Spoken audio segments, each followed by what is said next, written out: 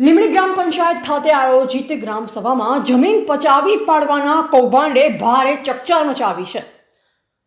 Dahod road પર આવેલી survey number 235 પૈકીની જમીન પર ભૂમાફિયા દ્વારા ખોટા દસ્તાવેજોના આધારે ગેરકાયદેસર કબજો કરવામાં આવ્યો હોવાની વિગતો બહાર આવતા ગ્રામજનોમાં રોષ જોવા મળ્યો હતો। શું છે સમગ્ર મામલો? સ્થાનિક અરજદારે ગ્રામ સભામાં પુરાવા સાથે રજૂઆત કરી કે કિંમતી સરકારી કે ખાનગી જમીન પર ભૂમાફિયાઓ કાયદાને નેવે મૂકી કબજો કરી રહ્યા છે। ગ્રામ સભામાં ઉપસ્થિત ધારાસભ્ય મહેશભાઈ ભુરિયાએ અરજદારની રજૂઆતને ગંભીરતાથી લઈ સ્થળ પર જ કડક વલણ દાખવ્યું હતું।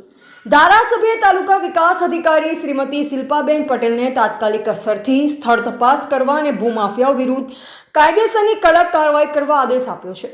ગ્રામ સભામાં લેવાયેલા નિર્ણય બાદ હવે વહીવટીતંત્ર દ્વારા સર્વે નંબર 235ની જમીનના દસ્તાવેજોની ખરાઈ કરવામાં આવશે। સ્થાનિક લોકોની માંગ છે, જો દસ્તાવેજો ખોટા સાબિત થાય તો જવાબદારો સામે કડક કાનૂની કાર્યવાહી થવી જોઈએ।